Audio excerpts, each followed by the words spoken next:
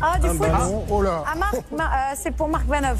Il y a un ballon, je peux pas ne pas taper dedans. C'est bon, Qu'est-ce que les mecs, c'est? et tous ils arrivent, ils savent que je suis sponsor des Girondins, ils doivent se dire l'autre, on va l'attraper. Ah bah oui, c'est clair. C'est Potage Tibia. Tiftor. Tibia top, tip top. Si c'est du cyrillique. Pour toi, ça, 400 000. Alors là, c'est un je peux te magasin dire, de tu vas sport, te hein. lâcher. 400 000. Tac, dans les tibias. Du football. Bon, c'est clairement pas mon sujet de prédilection. Avec malencontreusement, je vais pas te mentir, dès l'introduction, je te le dis direct, je m'y connais quand même en football pour avoir été arbitre de foot. Alors quand je dis que je m'y connais, on va pas se mentir non plus, hein, je connais aucun nom de joueur, je connais rien. J'aurais des anecdotes rigolotes à raconter d'ailleurs à ce sujet aussi, mais bon voilà. J'ai été dans une classe sport-études avec des joueurs qui ont été assez connus. J'ai eu la chance quand j'étais aller m'entraîner en centre climatique de nager là où il y avait Barthez. Donc j'ai rencontré Barthez, etc. Blablabla, on s'en fout, c'est complètement naze tout ça, parce que pour moi c'est pas important, maintenant pour d'autres ça l'est et je respecte tout à fait. Au demeurant, ce qu'il y a de vachement bien, c'est que du coup, je vais avoir un regard très extérieur, très distant, à l'opposé des précédentes émissions où je pouvais avoir un lien et voir le potentiel. Et ce qui va être amusant, parce que du coup tu vas avoir quelqu'un qui est sur sa réserve, parce que moi le foot, je comprends et connais le potentiel économique. Par contre, je l'avoue totalement, je suis relativement étranger à ce domaine et très peu intéressé par ce domaine. Et ça, c'est assez important. Bref, bienvenue dans cette nouvelle émission. Donc, je vais faire mon intro parce que là, d'entrée de jeu, ils m'ont coupé la chic. Et bonjour, c'est Nicolas de Immobilier Compagnie. Je suis super content de te retrouver dans cette émission. Et dans cette émission, comme d'habitude, tu peux, avant de commencer, aller sur le site immobiliercompagnie.com, télécharger les 100 premières pages de Devenir riche sans argent, dont je suis l'auteur et qui est un excellent bouquin. Sinon, tu peux directement le commander sur le site au travers d'une promotion qui est ni plus ni moins qu'un pack global, ou alors tu peux aller sur Amazon, la Fnac, un petit peu où tu as envie, le prendre et le recevoir directement chez toi. Enfin, tu as un onglet Programme et en cliquant sur l'onglet Programme, tu as accès à une formation, 1 million. Je t'aide à avoir 1 million d'euros de patrimoine. Tu cliques, on travaille ensemble. Et tu apprends à avoir 1 million d'euros de patrimoine en immobilier. Crois-moi, en immobilier, 1 million, c'est pas grand-chose. On y est très vite. D'ailleurs, 100% de ceux qui ont pris ce programme ont réalisé que c'était beaucoup plus simple que ce qu'on pouvait croire. Bref, je te laisse chercher, je suis pas inquiet. Tu vas trouver. Pour finir, et tu sais que ces émissions, il n'y a pas de like et de partage, le meilleur moyen de me faire connaître, c'est que tu en parles autour de toi, c'est que tu prennes le téléphone d'un ami et que tu l'abonnes sauvagement à cette émission. Et à tenir le téléphone d'un ami dans les mains, tu me laisses quelques étoiles, un commentaire, et c'est ce qui m'aide encore le plus. Bref, nous voilà à nouveau dans une émission d'association. On va voir ensemble si on peut être associé à ce projet, un projet football, un projet qui n'est pas ma passion, le cœur de mon activité, mais qui, à mon avis, a un intérêt financier. On va voir ça tout de suite. Écoutons ce qu'a à dire le porteur de cette innovation technologique que je ne sais pas. Bonjour à tous. Bonjour. Je m'appelle Bakary Camara, j'ai 44 ans. Je viens de Rouen, en Normandie. Aujourd'hui, je suis là vraiment pour vous présenter notre projet d'entreprise qui a démarré, Virginie et moi, mon associé, donc en 2015. On commercialise déjà des articles de protection dans le foot puisque on commercialise des protèges tibia personnalisés. Et là, notre innovation qu'on présente aujourd'hui, ce sont des protèges tibia connectés. Donc ils vont permettre de ramener à l'ensemble des footballeurs en France et même peut-être dans le monde, footballeurs amateurs, enfants, adultes, voilà, l'accès à la donnée de performance après un match ou un entraînement. Dans mon équipe, j'ai besoin vraiment d'experts. Et c'est vraiment une chance que j'ai aujourd'hui d'être devant vous. Et je souhaite vraiment vous embarquer dans cette aventure. Donc, je vous propose 5% du capital.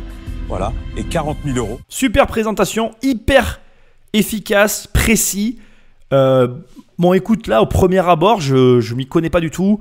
Comme d'habitude, tu connais les points positifs que je vais souligner maintenant. Direct, 40 000 euros. On n'est pas sur des gros montants. Ça me perturbe en fait parce que déjà dans les précédentes émissions, il y a eu une très grosse demande avec un très gros capital, avec une société qui ne vendait rien. Là, on est face à une entreprise qui vend, on n'a aucun chiffre, mais qui demande un petit apport et qui, encore une fois, on le sent, il l'a tout de suite appuyé, il a plus besoin d'une expertise que d'argent. Et ça, je vais te dire, ça ne te laissera toujours que la même sensation. C'est-à-dire que cette sensation, c'est de te dire, le mec sait ce qu'il fait en fait. Parce que du coup, petit budget, je vends déjà, tu te dis, quelle est ma place dans cette société-là? Et paradoxalement, c'est vrai, tu te dis aussi que le risque est mesuré. L'entreprise vend déjà. Bon, pour moi, au premier abord, hein, on est vraiment à froid. Je suis pas un grand fan de foot au demeurant, même si voilà, pour diverses raisons, j'ai eu des liens avec ce sport-là. Je vais reconnaître que ça me plaît. Voilà, il y a tous les ingrédients qui me donnent envie d'y aller. Autre élément très important, qui a une valeur énorme en termes de marché. Il faut que tu comprennes que le football, et je vois très très bien, là maintenant je bascule directement sur le produit hein, dans ce que je vais t'expliquer. Je comprends très très bien ce qu'est en train de proposer cet entrepreneur, c'est très très malin. En fait, quand tu fais du sport à haut niveau, pour en avoir pratiqué, on fait de la récolte de données. La récolte de données, elle existe depuis très longtemps dans le sport de haut niveau. Moi, quand je nageais énormément, j'avais un classeur avec tous mes temps, mon seuil maximum de VO2, ça s'appelait comme ça à l'époque. Donc en fait, tu as VO2, tu as VO max, etc. Tu avais VO1, VO2, VO max. Les mecs, ils récupéraient des données sur toi en tant que nageur. Ils te donnaient des VO1, VO2, VO max. Bon, pour les connaisseurs, vous saurez de quoi je parle. Et en fait, avec ça, on avait nos temps d'entraînement et on arrivait à pousser la machine, pousser notre corps à son maximum. Et ces données d'entraînement, elles sont réellement destinées normalement à un milieu de professionnels. Ce qui est intéressant dans le football, qui est un sport très démocratisé, c'est que tu as une multitude de fanatiques religieux, je les appelais comme ça, hein, sans aucun mauvais jeu de mots, qui sont à fond dans leur sport et qui aimeraient avoir accès à ces données-là, les concernant, même s'ils n'ont pas le niveau des grands joueurs, ils aimeraient s'améliorer et effectivement, avec des données poussées, on peut arriver à améliorer un joueur même médiocre, d'en faire un joueur assez bon en fait. Et là, ce qui est intéressant, c'est qu'il veut démocratiser une pratique qui est déjà d'usage dans le haut niveau pour la rendre accessible au plus grand nombre. Et on va pas se mentir, c'est très, mais alors très très très malin. C'est même, je vais oser le dire, plus que malin parce que on est face à une situation typique de quelqu'un qui de l'extérieur semble prendre des risques alors que de l'intérieur, il n'en prend aucun. Je vais t'expliquer ça très simplement, tu vas comprendre.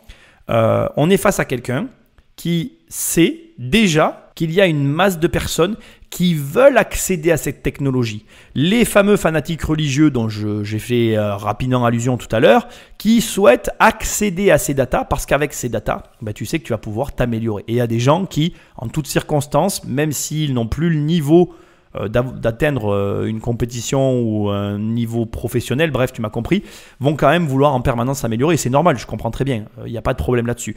Mais moi, ce que j'essaye de te souligner, c'est qu'on est face à quelqu'un qui ne prend finalement que très peu de risques en proposant cette innovation technologique, malgré le fait que de l'extérieur, ça puisse paraître l'inverse. Je trouve ça vraiment hyper intéressant. J'attends la suite. Et comme d'habitude, c'est tous les éléments qui vont venir enrichir cette présentation qui vont finalement me décider à investir ou pas. Maintenant, je tiens à te le dire, 40 000 balles, petit montant, société dans un marché où il y a de l'argent. À première vue, là, tout de suite, à froid, je suis intéressé. Donc, vous avez utilisé le protège tibia comme un protège tibia complètement classique. Okay. Il est autonome. Okay. Donc, vous allez même pouvoir le déclencher juste en faisant une double tape dessus. Okay. Donc, il va s'allumer. Et ensuite, à la fin de l'entraînement ou un match, donc vous avez un tableau de bord qui s'affiche avec les données principales, donc de vitesse maximum, distance, nombre de touches de balle, la force de frappe, de manière générale, et une historisation sur les 7 dernières sessions enregistrées. Comment il sait que vous avez touché la balle? Alors, on a en fait l'ensemble d'une vraie centrale inertielle dans le protège tibia qui analyse à la fois les mouvements, voilà. Gyroscope, accéléro, gyro et magnéto. Gyro et magnéto. Exactement, tout à fait. C'est-à-dire le joueur, on sait combien il a fait de kilomètres. Exactement. Mais le ça, GPS, il est dedans. Hein. On ne pouvait pas le savoir jusqu'à présent? Jusqu'aujourd'hui, il y a des outils qui existent. Ils sont quand même consacrés à l'élite. C'est des dispositifs assez chers. Surtout un peu gênant, parce que c'est des brassières qu'on porte. Pas toujours, parce qu'à la télé, on voit, les gars, pendant le match, il dit, lui, il a fait 12 km. Ah non, mais ça, c'est des caméras qui les calculent. Et là, exactement, des systèmes assez très performants, très coûteux. D'accord. Alors, est-ce que ça existe, ce style de choses? Ça n'existe pas du tout. Aujourd'hui, on est les premiers créateurs de protège tibia. Il n'y a pas un entraîneur au monde qui a ce système et qui peut remettre le positionnement de son équipe pendant tout un match? Pas sur un terrain non équipé. Et ça ne suffit pas. Souvent, il y a même des data scientists, des ingénieurs qui sont là pour compter et vérifier les données. J'aime beaucoup ces émissions, décidément. Franchement, ils viennent me couper la chic là. Là, il y a plein de choses qui sont hyper intéressantes. Je ne sais pas si tu as remarqué. Marc Simoncini est hyper renseigné sur le sujet, même plus que le gars qui sponsorise l'équipe des Girondins, là, ou je sais pas quoi, dont il a parlé au départ.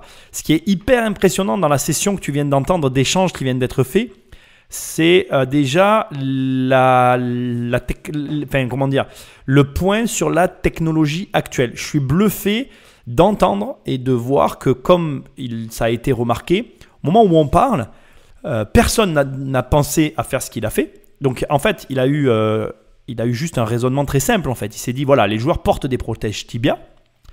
S'ils portent des protèges tibia, moi je vais me servir de ça pour récolter les données qu'aujourd'hui on récolte avec une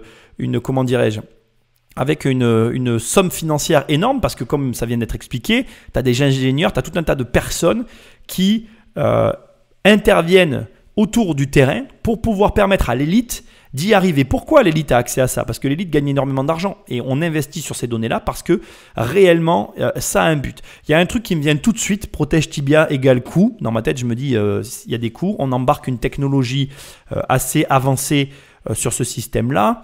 Je serais curieux quand même de savoir dans quelle mesure ça résiste au coût. Je suis quasi certain que quelqu'un dans l'Assemblée va poser la question, donc je ne suis pas inquiet sur ce sujet. Je pense qu'on va y venir. Il y a un point qui fait que là, au moment où je parle, je peux déjà te le dire, je suis partant personnellement pour investir sur le projet et je veux tout de suite t'expliquer pourquoi, parce que c'est très important que tu comprennes ça. Il a résolu un problème énorme qui va au-delà tout simplement de ma première analyse. Ma première analyse était sa cible. Ma première analyse est la suivante. Il a une cible qui est ceux qui se placent juste en dessous des pros, qui est une masse sûrement assez importante, et ça doit être sa cible finalement de vente, parce qu'il va proposer une technologie à ces gens-là qui veulent accéder aux données auxquelles seuls les pros ont accès en raison du coût. Sauf que là, avec les éléments qu'il vient de donner, il a carrément, de mon point de vue, levé un voile sur un élément nouveau qui change tout de ma perspective. C'est que là, il permet même aux pros d'avoir accès aux données pour moins cher et peut-être même, je ne dois pas me tromper en disant ça, peut-être même plus de données avec son innovation technologique. Ce qui veut dire qu'en réalité, son marché, il n'est pas ciblé, il est global, il est total. Donc il va toucher les pros. Si jamais il arrive à équiper les pros, en fait, sa cible, moi si j'avais ça en charge, tu vois, si je travaillais avec lui, je dirais ta cible, c'est déjà les grandes équipes. Si tu équipes une grande équipe et que tu arrives à être affiché comme étant la personne qui permet la récolte de données à une équipe pro, bah derrière tu sais que toute la masse va suivre et que finalement ils vont tous acheter cette technologie-là. Et au final, pour moi, on est face à un produit mais phénoménal. C'est-à-dire que là, il y a nos limites, quoi, puisque c'est quelque chose qui peut se diffuser à grande échelle. À ce stade, je finance, je te le dis direct, parce qu'il y a des moments où tu sais, ton analyse, elle va très vite. Tu vois, c'est pas mon métier, c'est pas mon... Voilà. Mais là, pour moi, voilà mon analyse. C'est-à-dire qu'on n'est vraiment pas sur une cible de marché. Je me suis trompé dans ma première analyse. La deuxième est la bonne. Il touche tout le monde. Et en plus, il baisse les coûts, même pour les professionnels. Pour moi, c'est une certitude. Ils vont tous vouloir y aller. Je pense qu'on va être face à un combat, même de ce... Je pense que là, clairement, tu vois, moi, je suis assis avec eux. Je crois que je surenchéris, quoi. Je cherche même pas peut-être à prendre plus de part dans la société. Je vais chercher immédiatement à donner peut-être plus d'argent ou voir ce dont il va avoir besoin. Du coup, là, je vais analyser un peu plus la situation, mais clairement, le mec qui a les Girondins me paraît tout désigné comme étant son partenaire principal, parce que s'il travaille avec lui, il a un pont d'or pour accéder à une équipe qui est quand même assez bien classée, et du coup, il peut arriver à diffuser de façon, de façon nationale et peut-être au-delà, parce qu'il l'a très justement sous-entendu. S'il est le premier à développer ce produit-là, mais laisse tomber, il peut toucher le monde entier en fait. On s'en fout de la langue qu'il parle. Les données qu'il donne, ce sont des maths. Traduire les petits mots qu'il y a avant, ça ne va rien lui coûter en termes de développement. Il a de l'or dans les pieds. Sans vouloir faire de mauvais jeux de mots, on va voir la suite, mais j'espère que ton analyse est la même que la mienne. Mais c'est juste fou, quoi, en fait. Le mec a tout pité, quoi. Il a tout compris, hein. On va voir ce qui va se passer, mais pour moi, il a un pont d'or avec le mec des Girondins, là. Donc là, on va voir la vitesse. Donc là, également. on voit d'abord la performance du GPS. Là, c'est une véritable session. Voilà, on a visualisé le terrain sur lequel le joueur a joué. Et ensuite, on est en mesure vraiment de rejouer complètement les déplacements du joueur. Ah, c'est dingue. Ça vous donne l'idée aussi de ce qu'on pourra faire à l'échelle d'une équipe. On pourra vraiment analyser l'ensemble des joueurs. Exactement, isoler même des lignes. Et voilà, très rapidement, sans avoir recours à la vidéo, expliquer un petit peu des zones de couverture ou le positionnement des joueurs. Oh là là là là, mais ça, je l'avais même pas vu, tu vois. Et oui, effectivement, il peut rejouer le match.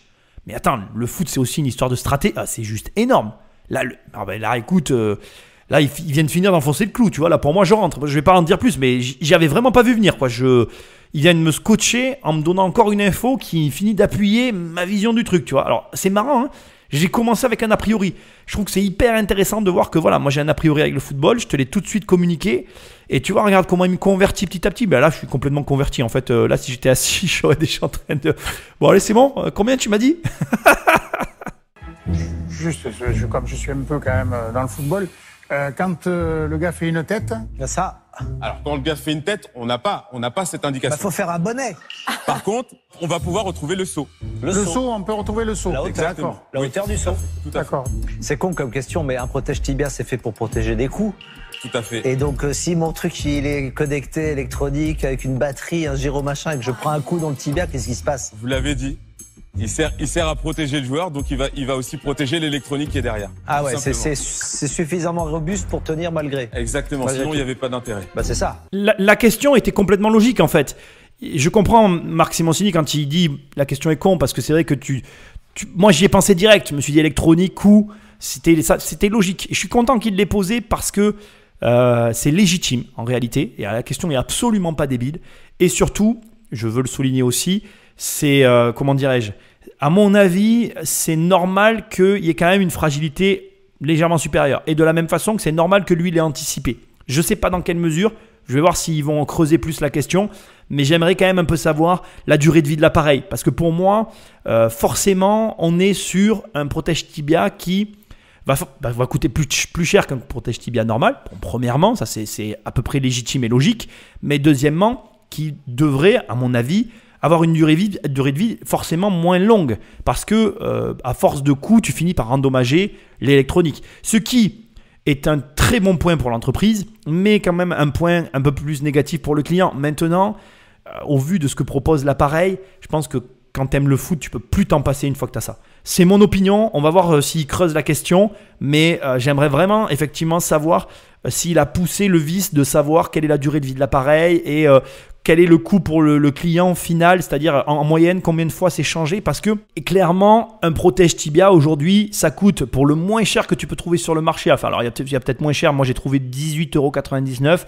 Les plus chers que j'ai pu voir sans pousser le vis très loin, on est dans les 49, 59 €. Je m'attends à un protège tibia dans les 100 €, donc on est quand même sur le double du prix de ce qu'on trouve sur le marché. Oui, voilà, j'aimerais quand même, on va voir s'il pousse, mais moi j'aimerais savoir un petit peu le coût pour le client, la durée de vie, parce que ça pèse quand même dans le panier moyen et les clients, enfin, alors bon, on est dans un métier de passionné, c'est encore différent. Je pense que les gens mettront l'argent, surtout s'il est aux alentours des 100 €. Alors là, vraiment, il finira de me charmer parce que un vrai passionné de 50 à 100, il les mettra. Et donc, du coup, il va toucher vraiment beaucoup de monde. On va voir, on va continuer. J'aimerais vraiment quand même creuser un peu ce côté, mais je ne connais pas la suite, on va la découvrir ensemble. Et le dispositif électronique qui est derrière, le composant, il est fabriqué en Chine, j'imagine, clé en main, non? 100% made in France sur l'ensemble de notre production. Quel est le coût de... Au prix grand public, on va être autour de 150 €. Le prix d'une bonne montre connectée. La paire, hein. Mais il n'y en a qu'un seul qui est connecté. Toujours la paire, mais à l'usage individuel, un seul pied connecté. On encouragera le joueur à l'utiliser sur son pied fort. C'est pas excessif, ouais. Exactement. 150 €, bon, je suis content. On est quand même pas très loin du prix que j'avais imaginé. Je suis toujours emballé, honnêtement. C'est un peu plus cher que ce que j'avais pensé. Mais je pense que les passionnés mettront le prix là. Il y a un élément hyper intéressant auquel je n'avais pas pensé. Effectivement, il n'y en a qu'un des deux qui est connecté. Donc, tu le mets sur le pied où tu sais que tu fais plus attention. Enfin, j'en sais rien comment ça fonctionne parce que je ne suis pas un joueur. Hein, moi, j'ai été arbitre, donc tu m'excuses. Hein, et comme je t'ai dit, ce n'est pas ma passion. Donc, je ne suis pas le meilleur. Mais je vois quand même le potentiel du truc. Intéressant aussi, Marc Simoncini, toujours avec son Made in France. Je comprends le raisonnement. Je n'ai pas de problème avec ça. Je trouve ça juste amusant. Il lui a répondu du tac au tac. Rien à dire. Je suis assez bluffé par le produit, encore plus en me disant que personne n'y avait pensé avant lui. C'est surprenant. Honnêtement, je vais voir maintenant sur quoi va s'orienter l'entretien. Maintenant, j'aimerais avoir des données sur l'entreprise, tu vois, les marges et tout. Pour moi, c'est un grand oui. J'attends de voir la suite. Je suis quasiment certain qu'ils vont tous vouloir rentrer. Le potentiel, il est plus que là, quoi.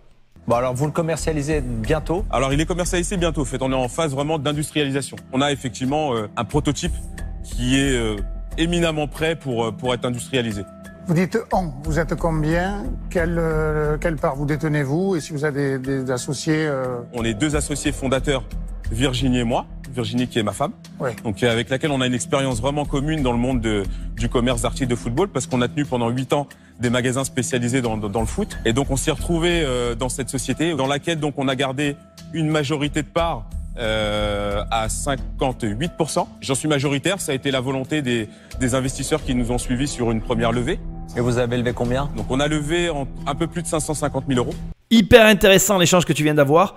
Le patron, je ne sais pas s'il est patron, le mec qui est sponsor des Girondins, pose des questions sur le nombre d'associés. Je vais commencer par ça parce que c'est très intéressant. Pourquoi il demande ça à ton avis? Il demande ça parce qu'en fait, il veut investir. Il veut investir et il veut savoir avec qui il va investir et quelle va être la répartition des parts si jamais il rentre.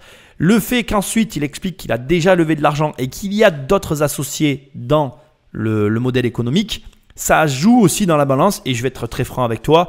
Pour moi, par exemple, c'est un moins. Parce que sur une société comme ça, tu as envie d'être seul avec le mec. Moi, en tout cas, c'est ce que je ressens parce que tu crois tellement au truc. C'est que voilà. Il y a une autre information qui est envoyée quand on demande le montant comme ça de la levée de fonds, qui a été la question que Marc Simoncini a posée. C'est aussi, quelque part, pourquoi tu es là, premièrement. Et deuxièmement, qu'est-ce que tu as fait de l'argent?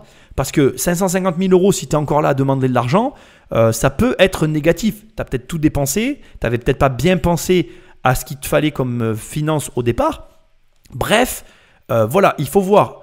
Après, il l'a dit lui-même, je pense pas j'ai la sensation qu'il ne vient pas chercher de l'argent. Je pense qu'il a ce qu'il lui faut parce que là, il est aux portes de la commercialisation. Je pense qu'il vient chercher effectivement, peut-être Marc, voilà, le fameux sponsor des Girondins. Excuse-moi, je ne connais pas son nom, enfin, j'ai un peu du mal à l'identifier. C'est pas trop ça le problème.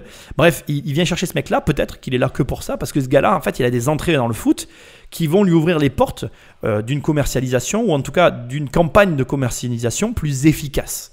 Et ça a une vraie valeur, il ne faut pas croire. Il faut que tu comprennes que c'est hyper intéressant parce que vraiment, je trouve que c'est hyper intéressant. Quand tu t'associes, tu ne t'associes pas que pour de l'argent. C'est une erreur que je vois mais permanente en fait. On croit qu'on s'associe pour de l'argent mais c'est faux. Tu peux t'associer aussi ne serait-ce que pour une notoriété, pour une image de marque, pour du marketing, pour tout un tas d'autres raisons qui sont autant valables que l'argent. Il ne faut pas croire que l'argent c'est une donnée du problème en fait. C'est un élément. Mais il y a plein d'autres problèmes à gérer dans une entreprise et crois-moi, tu as plein de personnes qui sont aptes à t'apporter les réponses ou en tout cas solutionner tes problèmes au quotidien dont tu as réellement besoin en fait. Tu as réellement besoin de ça. Et il est possible, en tout cas pour moi, qu'il soit là pour ces raisons, c'est-à-dire un partenaire qui lui permette de réussir son lancement. Parce que il a de l'or sur les pieds.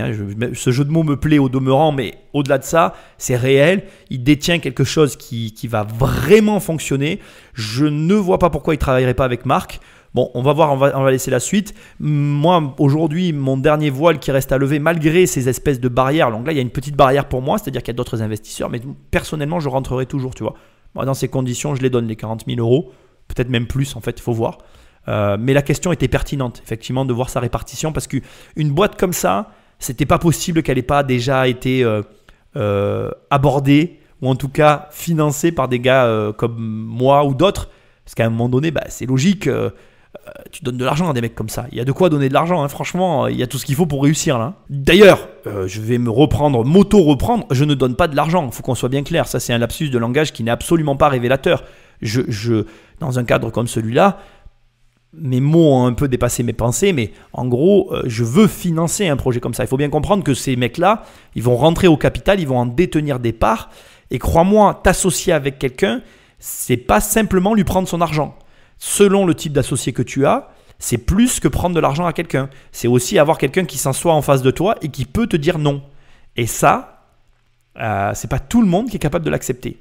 On va voir avec qui il va travailler parce que je pense que là, il va y avoir un moment où on va parler des marges quand même. 150 euros, ça c'est le prix de vente, très bien. Combien tu le payes le truc? Et puis je pense qu'après, on va passer au moment où on va voir qui va rentrer et qui va pas rentrer. Voyons la suite. Ok. En prix de revient, vous avez un modèle qui vous permet de le faire distribuer et de le vendre en direct? Aujourd'hui, donc cette société dont je vous ai parlé, créée en 2015, elle vend des maintiens de protège tibia personnalisés. Ouais. Donc on a un site en ligne disponible en 7 langues. Donc on adresse vraiment l'ensemble de l'Europe plus les US là depuis le début d'année. Donc on vend ces produits-là et on vend cette version de protège tibia mais non connectée. Ok. Vous faites quel revenu? En 2018, on est à 70 000 euros de chiffre d'affaires. Donc c'est des petits chiffres quand même. Tout à l'heure, je ne l'ai pas souligné, mais effectivement, c'est un couple d'entrepreneurs qui sont habitués de la vente de produits de produits sportifs à destination exclusive du football. Ils sont très nichés, donc ils vendent essentiellement des accessoires pour les footballeurs. Ça, c'est un point très positif. Effectivement, comme le sponsor des Girondins, la marque vient de le dire, on est quand même sur des petits chiffres, on va pas se mentir, c'est pas des gros chiffres, très clairement, en tout cas en termes de chiffre d'affaires, ce qui n'est pas très grave de mon point de vue. Moi, j'essaye d'éviter de juger les gens en fonction de leur chiffre d'affaires. Moi, ce que je vois, et c'est mon analyse toujours personnelle, on est face à quelqu'un qui aujourd'hui fait du chiffre. C'est-à-dire qu'à contrario, tu en as qui ont plein d'idées, qui travaillent et qui dépensent de l'argent sans ne jamais vendre. Lui, il vend déjà. Et comme il le dit lui-même, il vend déjà certains de ses protèges tibia sans la technologie embarquée parce qu'il sait que ça se vend. Et c'est vraiment intéressant parce que du coup, pour moi, la prise de risque, elle est minime. Je suis quand même assez intéressé, enfin toujours très intéressé par le produit parce que tout est réuni pour réussir. Quand vous allez le commercialiser, donc ce produit, évidemment, ça va donner des idées à beaucoup de monde. Comment vous allez faire pour garder votre avance? Là, j'ai besoin de vous. Prenons cette avance ensemble. J'ai besoin de vous. J'ai besoin de vraiment cette expertise et cette structuration vraiment de projets qui permettent d'aller très loin et de ne pas être rattrapé par les autres. On a plein d'idées. On va commencer déjà avec cette offre-là. Mais je pense que derrière, il y a encore plein de choses à faire. J'adore ce passage parce que clairement, il va dans le sens de l'analyse que j'ai fait au préalable. Et là, il est en train presque de le dire à voix haute et avec des mots pleins, même s'il le dit à demi-mot.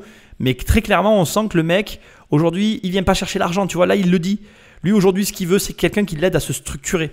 Et ne crois pas que c'est facile. Structurer une boîte, c'est très compliqué. C'est très compliqué parce qu'en réalité, quand tu commences à structurer ta boîte, tu ne sais pas si la structure sur laquelle tu te bases est la bonne.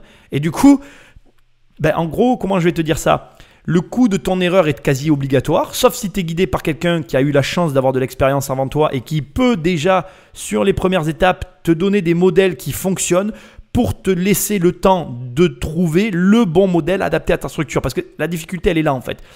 Chaque société se structure de façon différente. Et le coût d'une structuration passe par justement de l'erreur en fait. Tu es obligé. Mais en fait, plus vite tu acceptes que tu vas devoir te planter, plus vite tu vas avancer. Enfin, plus vite tu vas pouvoir avancer parce que du coup, en acceptant que les erreurs et le coût de l'erreur est présent, et bien plus vite tu vas te dire bon allez c'est bon, je tente et on verra bien. Tant pis. Je sais que c'est pas ça, mais au moins en tentant, je serai sûr. Et le truc, c'est que lui aujourd'hui, il est dans une position très délicate. Et je comprends très bien sa position. C'est-à-dire qu'il sait qu'il tient quelque chose qui peut lui exploser complètement la figure et le potentiel, en toute sincérité, je le vois, mais vraiment. Et en même temps, et comme l'a très justement souligné, ou je ne sais plus qui, là dans le lot, il y en a un qui l'a souligné ou une, effectivement, il va sortir ça. Et tu sais, tu as plein de petits malins qui aujourd'hui, d'ailleurs, je vais te faire un parallèle, j'ai oublié leur nom, mais il faut que tu saches par exemple que tu as deux frères en Allemagne. C'est leur business model. Leur business model, c'est de copier les business des autres et de les remonter dans leur pays, en Allemagne. Donc, ce qu'ils font, c'est qu'ils prennent quelque chose sur lequel ils voient un potentiel qui marche déjà en France, aux États-Unis, dans d'autres pays, en Chine, et ils remontent exactement le même business en Allemagne. Ils ne font que ça. Ils sont richissimes, les mecs. Hein. Ils prennent zéro risque, eux. Et ils savent très bien que sur ce marché-là, il y a des gars qui vont arriver, ils vont juste lui piquer l'idée, mais eux auront l'habitude de monter rapidement des structures autonomes et qui fonctionnent et qui vont revendre ou qui vont faire prospérer. Et lui, jeune petit entrepreneur qui n'a pas cette expérience, ne peut pas arriver à rivaliser ou à empêcher cette concurrence de le dépasser sur son propre terrain. Et c'est ralent en fait. Tu arrives, tu as un truc, tu sais que ça peut que marcher, mais parce que tu n'as pas la mise en œuvre et tu n'as pas la connaissance, tu te fais coiffer au poteau par un petit malin qui lui fait que ça en fait, copier les business des autres. Et ça existe, voilà, c'est très rare, hein, ne crois pas que ton business va être copié, mais tu l'empêcheras pas. Et au demeurant, je vais te dire quelque chose aussi, il faut comprendre que ce que je viens de te dire n'est pas un argument pour ne pas faire, au contraire, c'est un argument pour faire, parce que si tu es copié, ça veut dire que ce que tu fais marche. Sinon, tu n'as pas de copie, et dans ces cas-là, ça ne marche pas et tu restes pas. Donc, voilà, ce que j'essaye de t'expliquer, c'est que je comprends sa problématique et aujourd'hui, je ne crois pas qu'il vienne chercher de l'argent. Bon, il y a quelque chose qui me fait doucement rigoler, c'est que, je ne sais pas si tu as remarqué, mais finalement, il a éludé la question du coût de revient parce qu'il sait tellement que son innovation technologique, peu importe le coût de revient qu'il a au départ, elle est valable et elle peut être vendue à grande échelle et il est sur un marché porteur, que finalement pour l'instant ils n'ont pas abordé son coût de revient qui est quand même pour moi assez important. J'aimerais quand même qu'on sache combien lui coûte ce protège tibia connecté. Mais au demeurant, moi j'investis quoi. Voilà, j'investis. On va voir ce qui va se passer, mais je pense que là ça va commencer à partir en bibrine. Alors moi je vais brûler un peu les étapes, mais je vais vous faire une proposition. C'était obligé. Vous demandez pour 40 000 euros et que vous donnez 5%. Moi, je vous propose 120 000 euros pour 20%. Voilà. J'ai envie d'être vraiment partie prenante. Vous savez que je suis le sponsor principal des Girondins de Bordeaux. Je connais bien le monde du ballon. Donc, je vous laisse continuer un petit peu avec les autres quand même, bien sûr. Qu'est-ce qui vient de se passer là? C'est hyper intéressant. Donc, ce qui vient de se passer, c'est qu'il n'a pas besoin d'attendre en fait. Dès le début, il a compris le potentiel et il sait déjà ce qu'il va pouvoir faire avec ça. Il sait déjà en fait. Et sa position, mais c'était obligé en fait, c'était téléphoné le truc. On l'avait vu venir, j'ai pas besoin de te le dire, mais c'est quand même intéressant d'analyser ce qui vient de se passer. Donc, il a sa position au niveau des Girondins, c'est une porte ouverte sur un lancement de produit mais inégalable. Ce qui va être intéressant, c'est de voir si oui ou non il va partir avec lui. Pour moi, il n'y a rien qui... Il n'y a aucune raison qu'il n'aille pas avec lui. Mais pourquoi maintenant Marc, je crois que ça s'appelle comme ça, pourquoi Marc il propose 120 000 euros et 20%? Pourquoi à ton avis? La raison elle est très simple. Déjà premièrement, il veut asseoir sa position dans la boîte. Deuxièmement, il y a quelque chose d'hyper intéressant que je veux que tu comprennes. Je vais te montrer l'analyse, elle est très simple. Ils ont en fait avec sa femme, il a bien dit, on a 58% de la boîte. Si tu enlèves 20%, il se retrouve avec 38%. Ce qui veut dire qu'il a 38%, il a un actionnaire qui a 20% et il a différents actionnaires qui ont à peu près la différence, c'est-à-dire 42% dans les mains. Selon comment il est dilué, il faut bien que tu comprennes ce que vient de faire Marc, c'est très intéressant. Le deuxième plus gros actionnaire de la boîte, ça deviendrait Marc. Et ça, c'est ce qu'il est en train de faire. Il est en train d'essayer de prendre une position dominante dans cette entreprise parce que d'abord, il sait que cette société va peut-être prendre une position dominante sur son marché. Donc du coup, s'il a une position dominante dans une société qui a une position dominante, il va gagner autant d'argent quasiment que ses fondateurs. C'est très intéressant, la manœuvre, elle est très intelligente. D'autant que s'il rentre à 20%, il a plus de chances de racheter les 42% des autres actionnaires selon comment ils sont dilués. Parce que indépendamment, il va peut-être réussir à grignoter des parts de marché et à devenir majoritaire face au propre fondateur de la boîte. 20%, s'il rajoute 12%, il est quasiment à la même hauteur que les fondateurs. Ce qui le mettrait dans une position très confortable face à une société qu'il contrôlerait presque. Et qui à terme, au vu de sa taille, il pourrait peut-être envisager de contrôler. Hyper malin. Et note qu'il n'a pas joué forcément, il n'a pas insisté sur son offre, il a insisté sur sa position sur les Girondins parce qu'il sait très bien que c'est par ça qu'il peut arriver à le capter. Maintenant, on va voir comment il va réagir parce que là, c'est très compliqué pour lui. Il sait que par ce vecteur-là, sa boîte, elle réussit. Il n'y a pas de question à se poser. Maintenant, c'est à un prix assez élevé de mon point de vue. Est-ce qu'il est prêt à le payer? Suspense. Bon, moi, je veux me positionner aussi. Moi, je pense que votre projet, il mérite d'être soutenu. Si vous demandez 40 000 euros, c'est que vous l'avez bien pensé. Vous avez l'air d'être quelqu'un d'être très avisé. Vous connaissez parfaitement le sujet. Merci. Moi, j'ai envie de casser les stéréotypes. En plus, le football féminin, c'est quelque chose qui est en train de venir sur le devant de la scène. Bien sûr. Donc, vous demandez 40 000 euros pour 5%. Eh ben, ça m'intéresse. J'aimerais bien vous accompagner sur la façon de faire évoluer le produit, la commercialisation, en ligne en particulier, mais aussi auprès de distributeurs. D'accord. Vous avez une belle aventure à écrire. Merci beaucoup. Merci. Très malin là encore, on a l'opposé. Et tu vois, regarde, c'est quoi la phrase un gant de velours dans une main de fer. Je trouve très intelligent ce qu'elle vient de faire.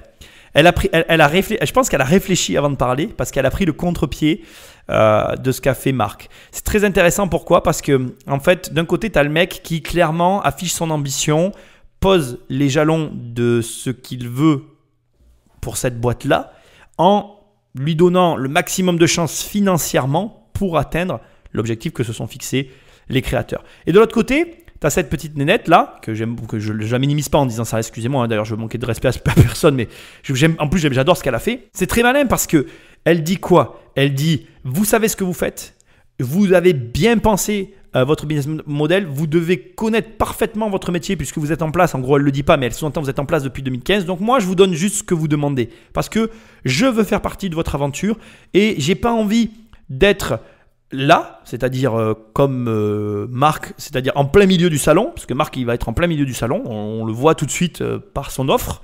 Elle dit, moi, je veux juste être là.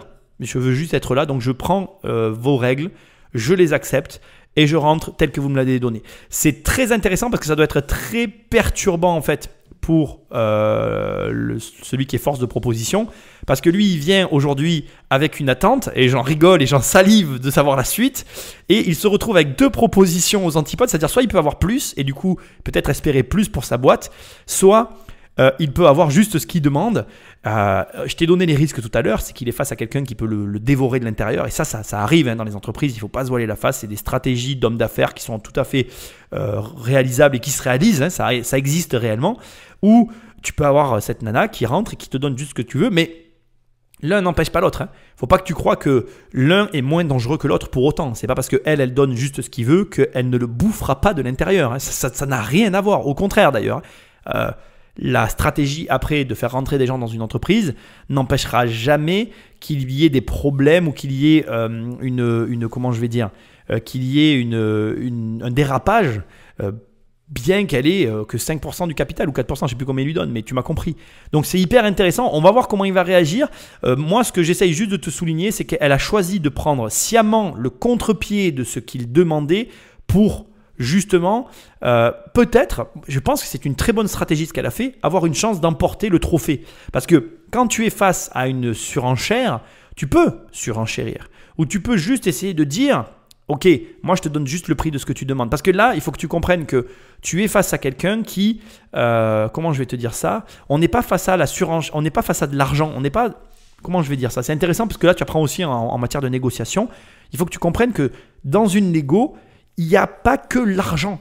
Et là, tu es face à réellement une situation où ce n'est pas l'argent qui compte. Il l'a dit lui-même. Il faut bien écouter le pitch qu'il a fait. Il a dit, moi aujourd'hui, j'ai besoin de me structurer. Et elle a appuyé sur la structuration. Elle a appuyé sur le business en ligne. Je crois que c'est une nana qui a développé un gros site internet qu'elle a vendu et qu'elle est devenue riche comme ça. Je ne la connais pas.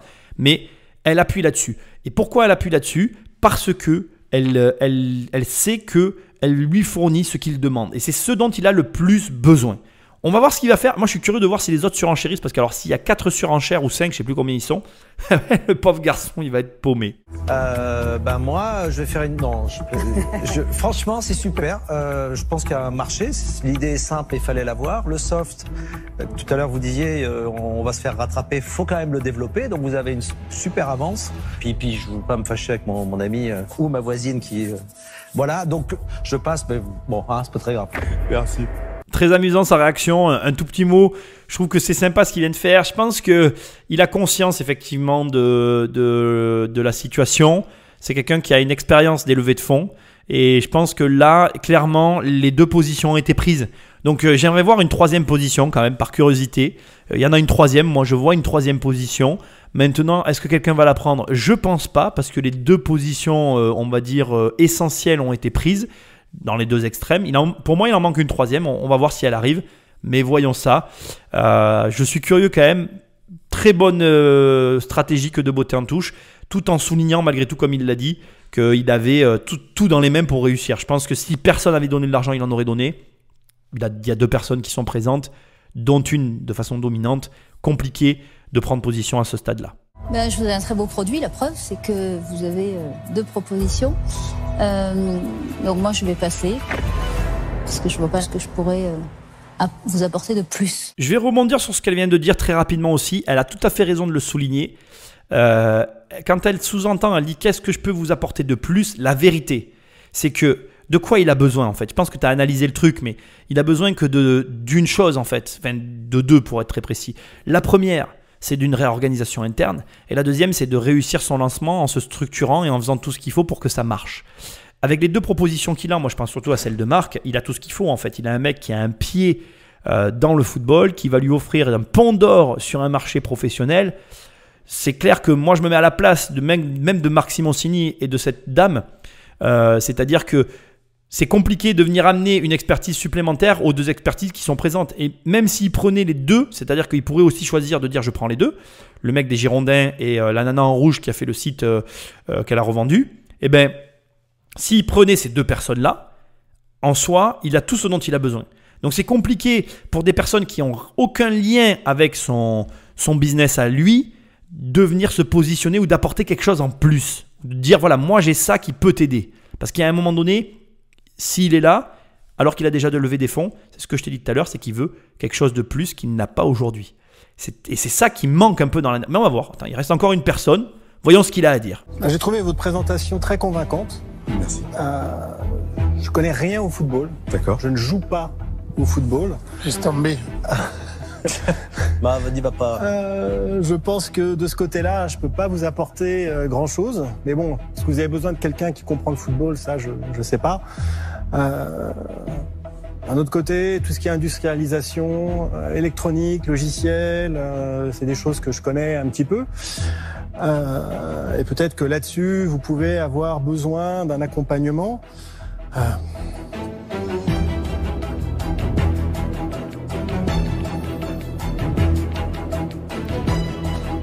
Décision compliquée.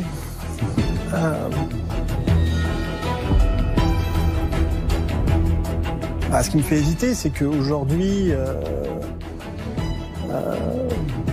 il y a déjà des propositions sur la table, dont la tienne, qui sont un petit peu difficiles à battre. Et La demande qui est faite aujourd'hui, c'est vraiment vous emmener déjà. Voilà, d'être sur la feuille de match. Et je pense que l'année prochaine, je vous mets sur le terrain et vous êtes avec moi pour gagner. Ah ouais, sans problème. Ouais, parce que c'est raisonnable, 40 000 euros par rapport à tout ce que vous avez élevé, c'est pas ce qui va changer grand-chose. On est complètement d'accord. C'est juste un coup de pouce pour... C'est pour ça que j'ai fait une proposition plus importante pour changer vraiment les choses et avancer beaucoup plus vite pour être leader avant que tout le monde ait le temps de bouger une oreillette. C'est l'enjeu principal, oui. Bon, Bakary, j'ai pris ma décision.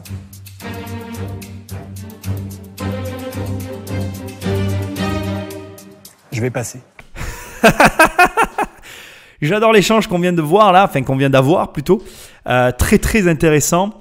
Tu as donc le dernier protagoniste qui aurait pu investir dans la société qui hésite fortement. Il essaye de titiller le candidat en lui parlant vaguement de développement. Il voit que Bakary ne réagit pas et donc il comprend que effectivement, et c'est tout à fait logique, sur la partie dev, il aurait eu un rôle à jouer parce que c'est un mec, si je te dis pas de bêtises, qui a développé les clés nano, je sais pas quoi là pour les bitcoins. Bon bref, je me suis un petit peu renseigné sur les personnes qui avaient, mais pas trop.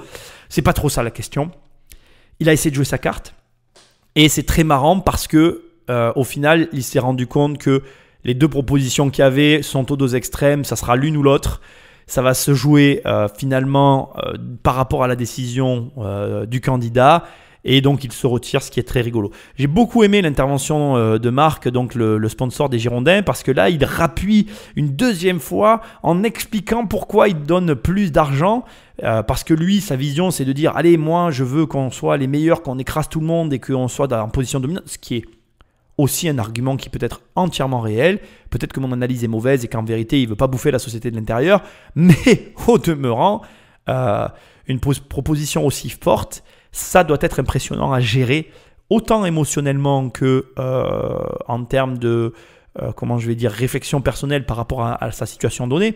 Bon, en tant que chef d'entreprise, tu sais exactement où tu en es, donc je pense qu'on va avoir des explications derrière.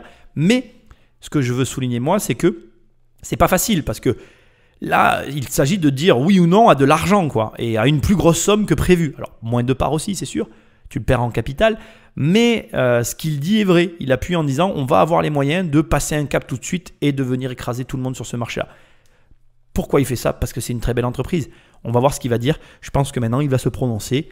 C'est parti, moi j'ai trop hâte d'avoir le jugement et de finir cette analyse. Donc vous avez la proposition de Marc qui surenchérit sur votre demande 120 000 euros pour 20% du capital et la mienne 40 000 euros pour 5% du capital.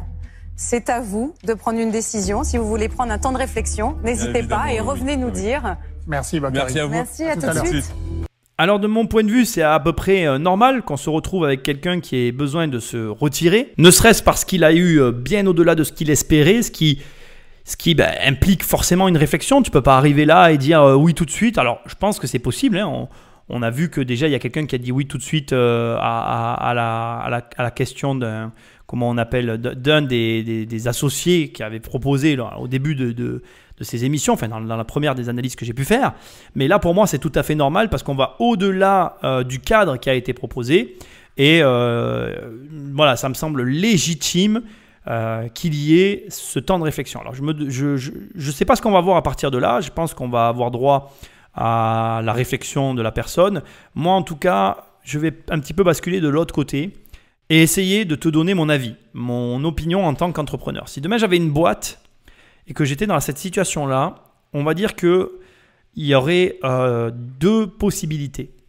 Soit je me dirais en fait tout simplement que je sais exactement ce dont j'ai besoin et si, comme je l'ai analysé depuis le début, je suis là pour des raisons purement et simplement d'accompagnement, besoin de conseils, dans ces cas-là, j'écarterai immédiatement le surplus d'argent et de part sociale parce que du coup, j'aurais peur, comme je l'ai très justement analysé tout à l'heure, de me faire bouffer de l'intérieur par un investisseur, ce qui est peut-être d'ailleurs une croyance bête de ma part ou en tout cas infondée. Ou alors, à l'inverse, et c'est possible parce que j'ai ce tempérament-là, moi je prends toujours l'argent quand il est là en fait, parce qu'avec l'argent, tu as des possibilités que tu n'auras pas forcément après. Et donc quand on te donne les fonds, il faut absolument les utiliser quand ils sont là, ou en tout cas les prendre quand ils sont disponibles. Et là, ils sont disponibles. Donc il y aurait réellement dans mon esprit ces deux voies qui se traceraient, et je suis quelqu'un d'assez décis, en tout cas je sais généralement où je vais et je ne dis pas, je prétends pas que je ne prendrai pas le temps à la réflexion, mais mon esprit à ce moment-là en tant qu'entrepreneur pencherait déjà plus d'un côté ou de l'autre. Je prendrai ce temps à la réflexion de la même façon que lui, juste pour souffler un peu parce que j'imagine qu'il y a beaucoup de pression et pour prendre le temps d'être sûr de ce choix-là. Parce que c'est dans un cas comme dans l'autre, il y a des enjeux autres que l'argent, comme je te l'ai dit, et peu importe la personne à laquelle je refuse, eh bien, ce refus impliquerait une perte. Je m'explique. Si je refuse à la nana qui est super forte dans les sites internet, je perds l'opportunité de pouvoir développer un site ultra compétitif parce qu'elle a cette capacité. Et aujourd'hui, ça a une vraie valeur. Et à l'opposé, si je refuse à Marc, qui est le sponsor des Girondins de Bordeaux, je perds l'opportunité de pénétrer le marché des pros directement avec une aura que je n'aurais pas ailleurs. Et dans les deux cas, j'ai une perte énorme et j'aurais besoin juste de bien évaluer la perte que je suis prêt à supporter dans le choix que je vais faire. J'avais envie vraiment de te donner les enjeux de cette réflexion qu'il allait prendre. On va découvrir la suite de l'émission ensemble. En tout cas, j'adore vraiment ces émissions parce que je trouve que c'est vraiment très intéressant. Et tu vois, en fait, c'est marrant de voir les enjeux qu'il y a derrière l'argent. Parce que tout le temps, les gens, l'argent. En fait, regarde là, il ne s'agit pas d'argent de ce dont je te parle. La perte en termes de compétences est beaucoup plus grande que la perte financière, peu importe le choix qu'il va faire. Parce que dans les deux cas, il gagne en fait le mec. Donc sa réflexion, elle est juste sur les compétences. Et soyons très clairs entre toi et moi, c'est un choix très, mais alors très, très difficile. Partant du principe qu'il vaut mieux avoir l'argent dans la poche, moi si j'étais lui, je prendrais la proposition de Marc. Mais il n'y a pas que l'argent. Franchement, j'insiste parce que c'est pas que l'argent. C'est vraiment des portes ouvertes. Oui, tu as une position dans le football qui fait que... Franchement, je pense que c'est dans l'intérêt, dans son intérêt. Mais normalement, oui. De notre côté, il a dit que ses investisseurs souhaitaient qu'ils gardent une majorité. Donc peut-être qu'il ne voudra pas que quelqu'un ait 20%. Le problème, ça va être pour une ça. fois, il va y avoir un problème de pourcentage. Il va peut-être revenir avec une contre-offre, hein. Il a le droit aussi. Je comprends que ce soit pas facile. Putain, les gars, je suis pas bon quand même. Tu sais pourquoi t'écoutes Immobilier Compagnie, hein? Regarde, tout ce que je vous ai dit au fur et à mesure, je l'ai pas vu, hein, je le découvre en même temps que vous. Alors c'est marrant parce que tu vois, Marc Simoncini, lui, pencherait pour le capital. Je trouve intéressant cette petite discussion qu'on vient de voir parce qu'on voit que Marc, du coup, alors moi je ressens pas, encore une fois, mon analyse sur les pourcentages a été soulevée à ce moment-là parce que effectivement, un pourcentage de société, plus la société est grosse, plus ça pèse dans la balance, et tu vois, ça a été souligné par les différents investisseurs qui se retrouvent ici. Mais ce qui est intéressant aussi, c'est de voir qu'il en a conscience. Moi, quand j'ai analysé comme ça le processus qu'on vient de voir.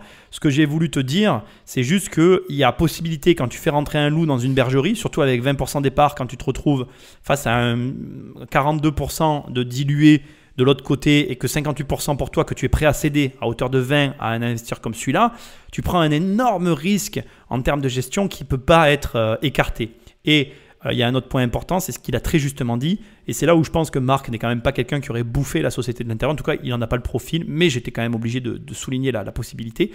Ce que je veux dire, là où je veux t'amener, c'est en réalité, cette histoire n'est pas qu'une question d'argent. Et je pense qu'il est possible qu'on ait une surprise en fait.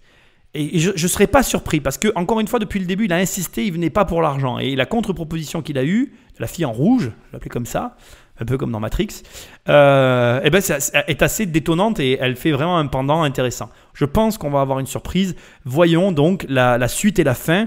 Mais j'ai bien aimé l'échange qu'on vient d'avoir parce qu'effectivement, on voit vraiment que chacun a la notion des enjeux qu'il y a derrière et surtout que la société est fort intéressante. Comme suspendu à vos lèvres pour votre réponse ou votre proposition. Bien sûr.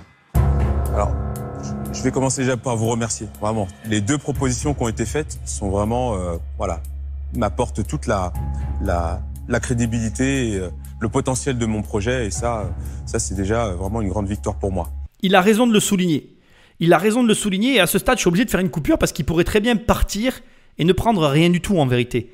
Je ne sais pas si tu as entrevu cette possibilité et je vais te dire quelque chose.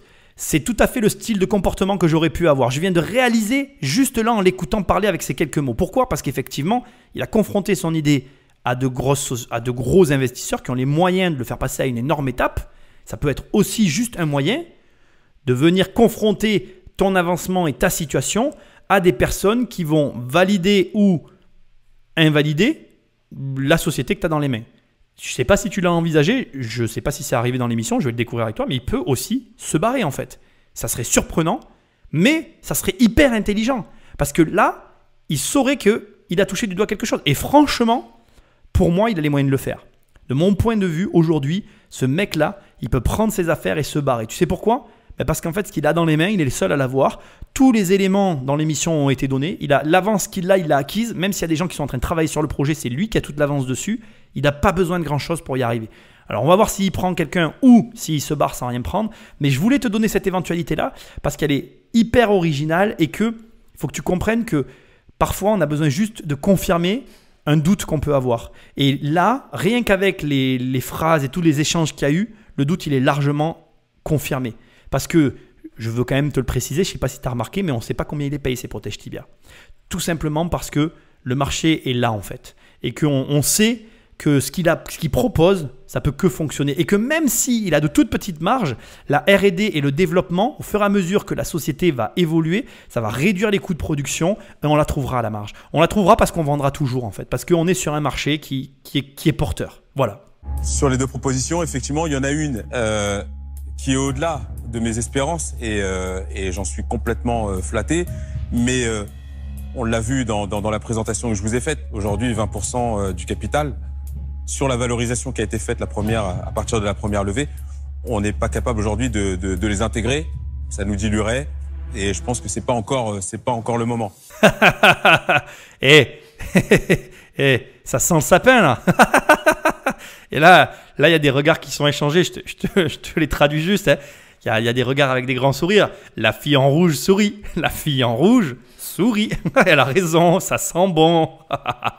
Malgré tout, là, on est face à un profil d'investisseur qui peut nous amener au-delà du financier, vraiment toute une aura dans le monde du football. Et j'adore comme vous prenez des gants, c'est super. Vous êtes super. Franchement, je vais vous faire une offre en fait. juste pour le plaisir. Non, mais pour le plaisir. Merci beaucoup. Non, je te plaisante. Et l'autre offre, effectivement, je pense que c'est celle, qu'aujourd'hui qu'on est en mesure vraiment d'accueillir. Donc alors en résumé, parce qu'on comprend rien. Je vais prendre J'ai gagné. une attaquante qui va me marquer plein de buts. Je veux que vous veniez travailler avec. Je suis trop contente. Merci beaucoup. Bravo. Merci. Sans rancune, Marc. Merci.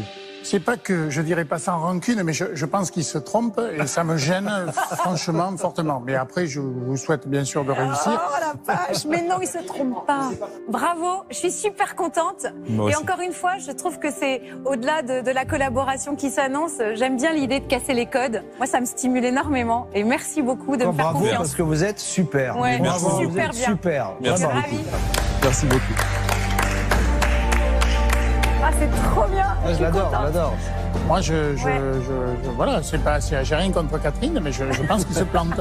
Tu as remarqué, hein, jusqu'à la fin, Marc, il a rien lâché. Hein. Il continue à lui dire tu fais une erreur, tellement il est convaincu d'être la personne qu'il lui faut pour réussir, pour atteindre l'objectif qu'il s'est fixé.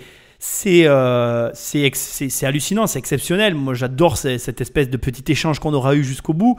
Il lui dit tu as fait une erreur, on ne peut pas dire ça. Après, je pense que effectivement, par rapport au marché, par rapport à plein de choses, comme il l'a dit, au-delà des 20%, il y avait une porte d'entrée et une main qui était tendue qui ne se mesurait pas en argent.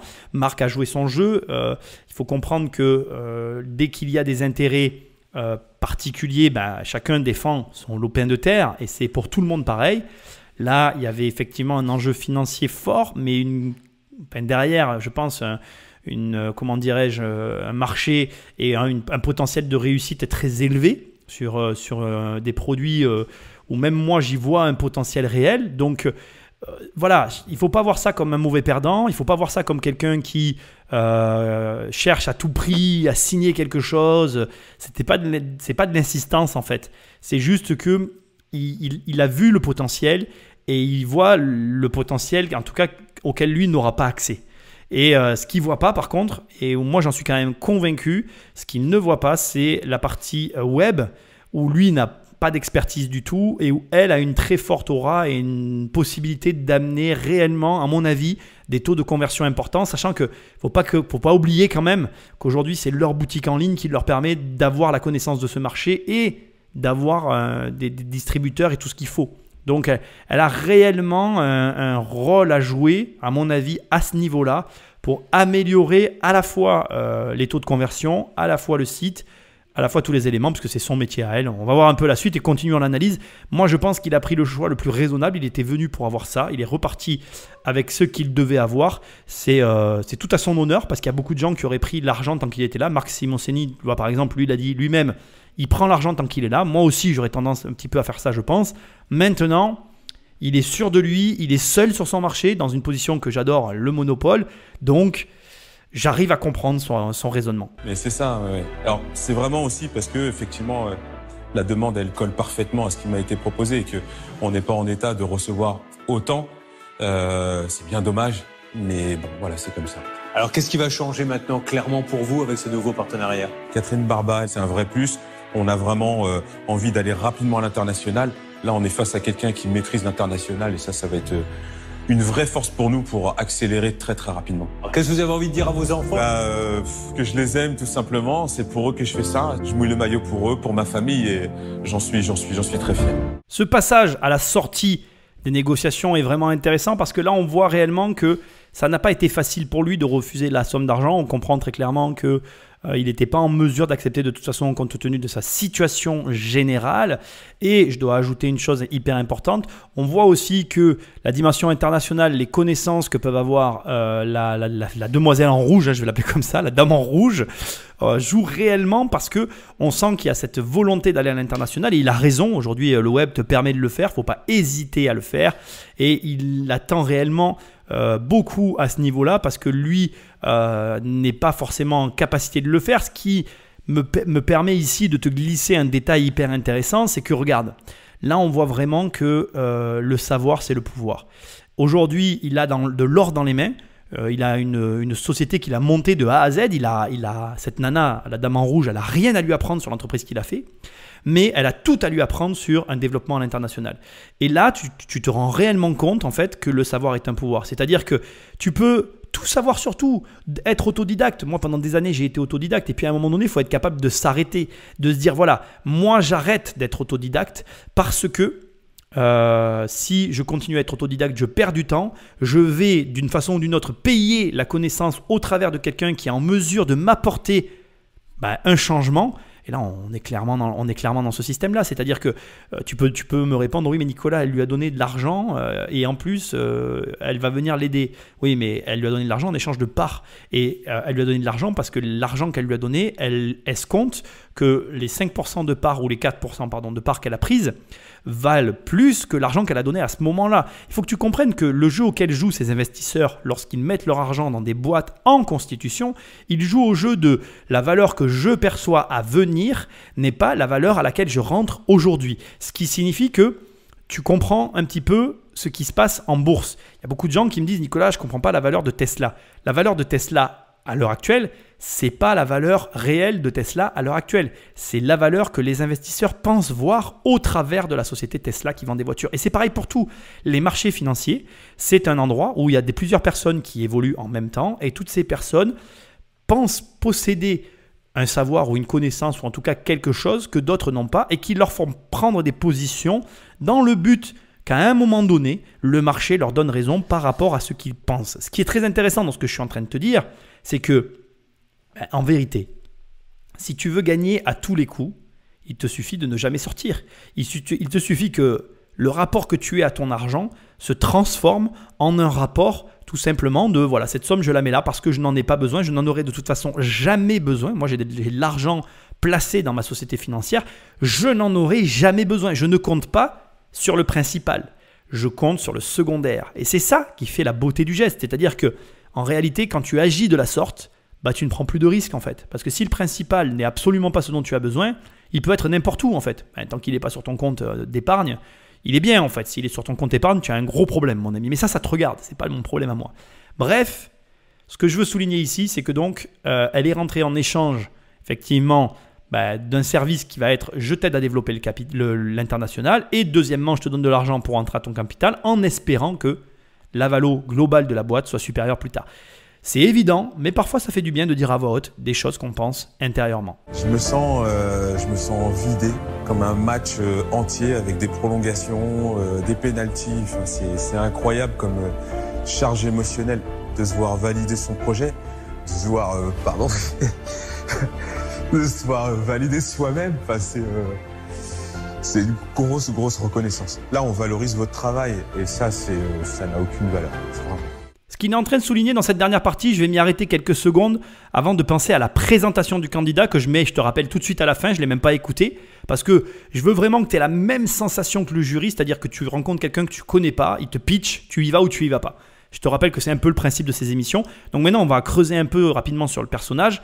Mais là, dans ce qu'on vient d'entendre, il nous dit que voilà, pour lui, c'est une reconnaissance de la valeur de son travail. Et je vais te dire une chose qui est encore plus importante que ce qu'il vient de dire parce qu'il a raison dans un sens, mais il a tort dans un autre. C'est-à-dire que là, il est dans un processus créatif et dans un processus de constitution d'une entreprise. Il a déjà la valeur de son travail, il l'a par le salaire qu'il encaisse. Mais la vraie valeur de son travail, la vraie valeur de ses capacités de travail, encore une fois, on n'évalue pas les gens par rapport à de l'argent. Là, on parle juste de business. Le business, c'est froid en fait. Si tu as des émotions avec ça, c'est toi qui as un problème. Ce n'est pas le business. Bref, la vraie valeur de sa société, il ne l'aura que le jour où il l'aura vendue. Et ça, c'est un point essentiel parce que je connais plein de gens qui spéculent, qui affabulent, qui fantasment, parce qu'on est dans l'ordre du fantasme sur la valeur de leur boîte. Parce que laisse-moi te dire une chose qui est intéressante. À ton avis, combien vaut son entreprise? Est-ce que tu t'es posé la question? Est-ce que seulement tu t'es dit à un seul instant, mais combien elle vaut cette société? Parce que regarde, est-ce que tu penses que c'est correct de se dire qu'elle vaut les 550 000 € qu'il a levés et qu'elle vaut les 40 000 € qu'il vient encore de lever? Est-ce que tu penses que c'est à peu près correct? Est-ce que tu penses que c'est correct de se dire qu'à ça, il faut peut-être ajouter un pourcentage du chiffre d'affaires pour arriver à la valeur de la société? Réponds, oui ou non? Alors moi, je vais te répondre. La réponse est non. Sa société, elle vaut zéro. Sa société, elle ne vaut rien. Parce qu'il n'est pas à l'abri d'une erreur de gestion et il peut faire faillite demain matin.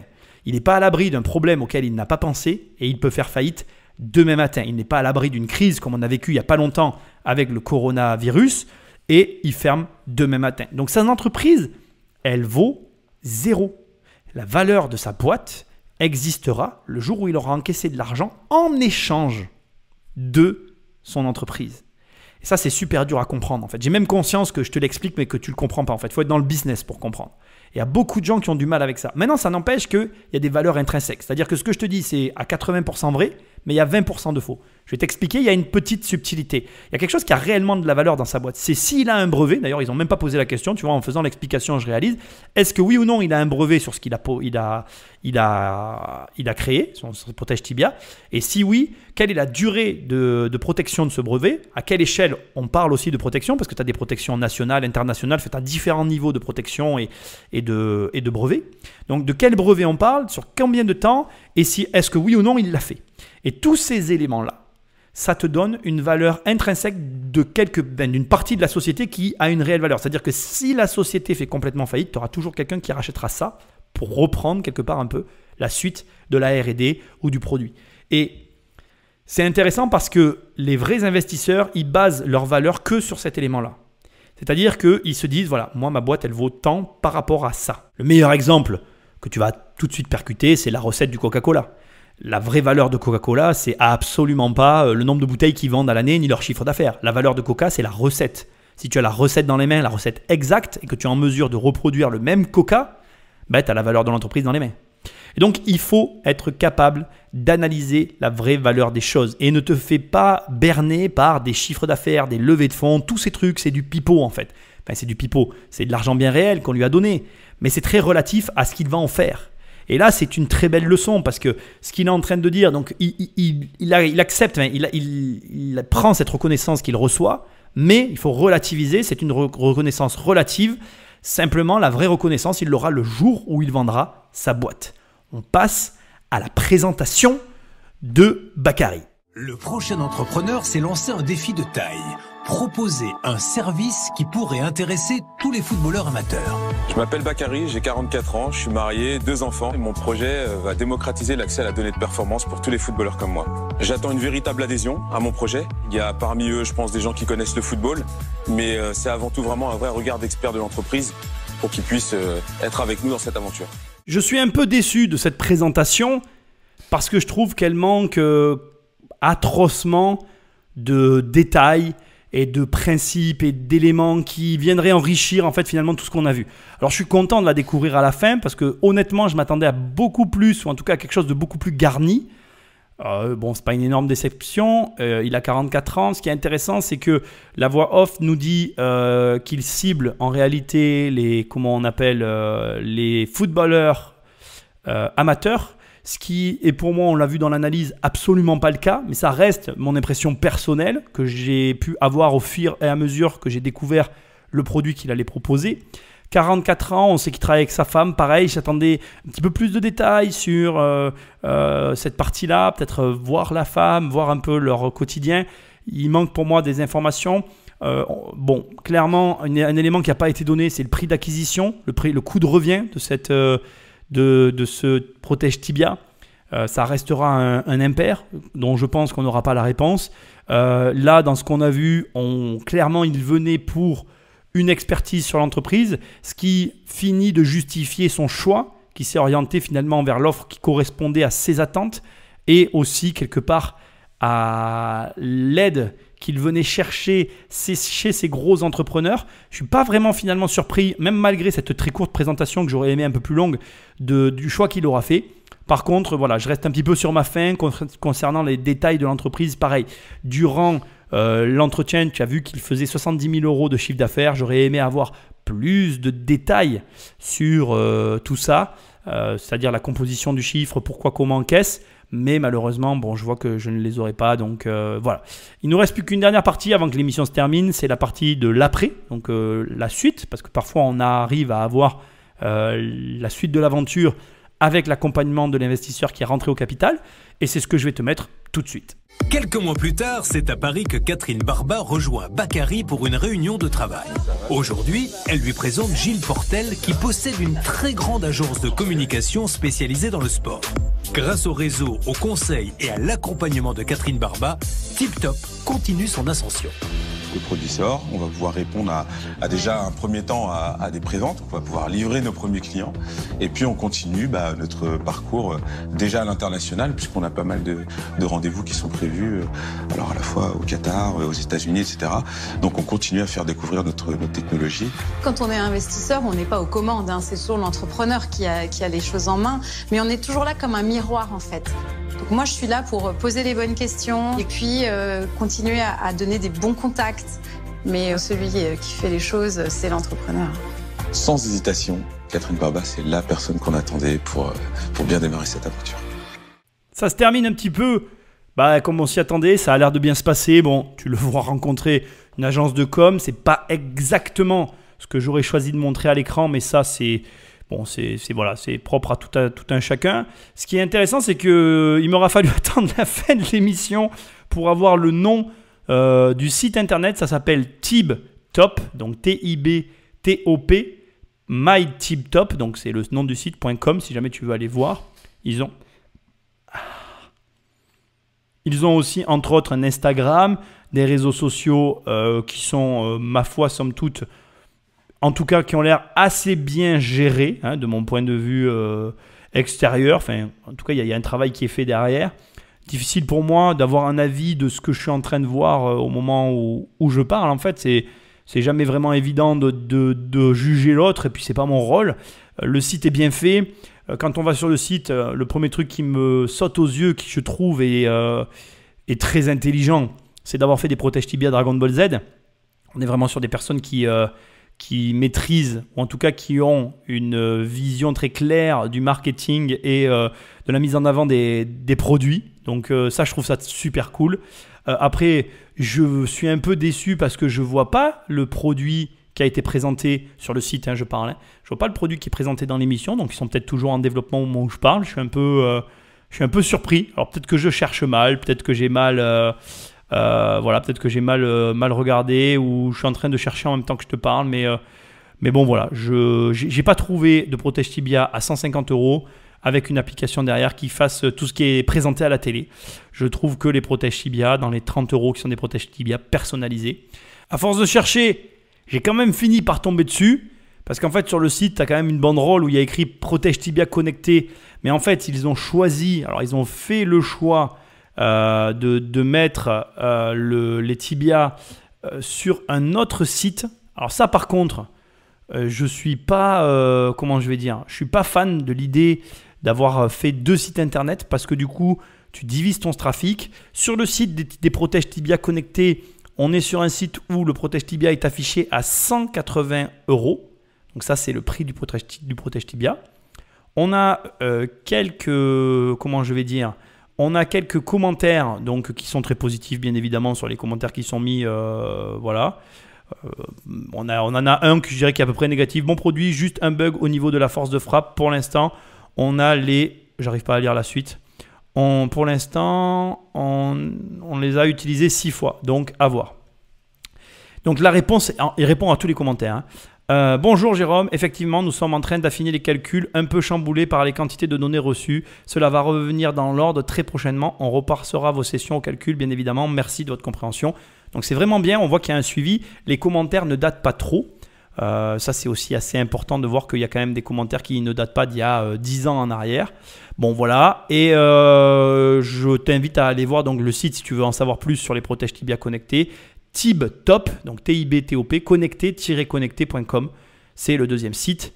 Voilà pour ce qui est des sites de vente en ligne et du produit. En tout cas, il a vu le jour. Il est temps maintenant de parler, dans le petit reportage qu'on vient de voir, des quelques mots qui ont été échangés par la dame en rouge, c'est comme ça que je l'appelle, et de revenir un peu sur les déclarations qu'elle a pu faire. Je trouve aussi que c'est très intéressant dans la fin du reportage. Elle dit que finalement, elle est là comme un miroir pour aider les créateurs d'entreprises à se développer, et qu'elle n'est en rien la personne qui prend les décisions. Donc elle utilise son réseau, elle utilise son savoir-faire pour le mettre au service de la personne avec laquelle elle travaille. Et tu ne te rends pas compte en fait à quel point d'avoir un référent comme ça qui a énormément d'avance sur toi, dans n'importe quel domaine d'ailleurs, ça peut jouer un rôle et ça peut avoir une influence énorme dans ton business. Et ça, c'est quelque chose de pas facile à comprendre, à accepter, à vivre. Bon bref, tu as compris.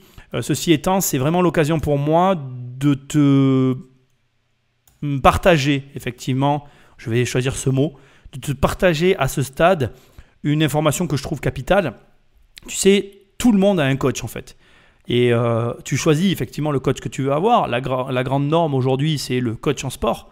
C'est quelque chose que tout le monde a accepté, que tout le monde comprend. Parce que en fait, aujourd'hui, si tu veux être performant, c'est tout à fait normal d'avoir un coach.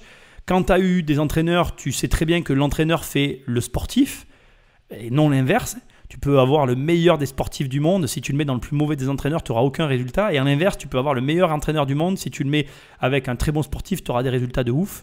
Et en réalité, c'est une rencontre en fait. En réalité, l'ascension de quelqu'un, ça se fait par des rencontres. C'est un petit peu comme une rencontre amoureuse en fait.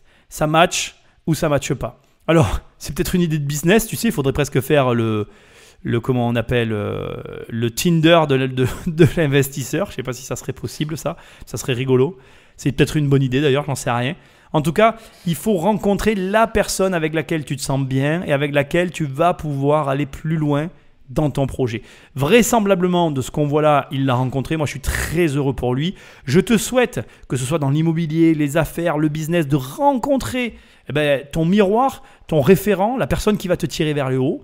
Ça peut être moi. Ça peut être moi. Si tu veux que ce soit moi, ça, c'est ta décision. Il suffit d'aller sur mon site. Tu prends mon livre, tu prends mon programme et on bosse ensemble. C'est aussi simple que ça. Et en réalité, ça dépend que de toi. C'est ta décision que de prendre quelqu'un pour t'aider à passer à la vitesse supérieure. Moi, je te souhaite toute la réussite, la même réussite que Bakary sur son projet, et je suis certain qu'il en aura. Si jamais tu veux m'aider, tu laisses des étoiles et un commentaire sur l'application où tu écoutes cette émission, et je te dis à très bientôt dans une prochaine émission. Salut!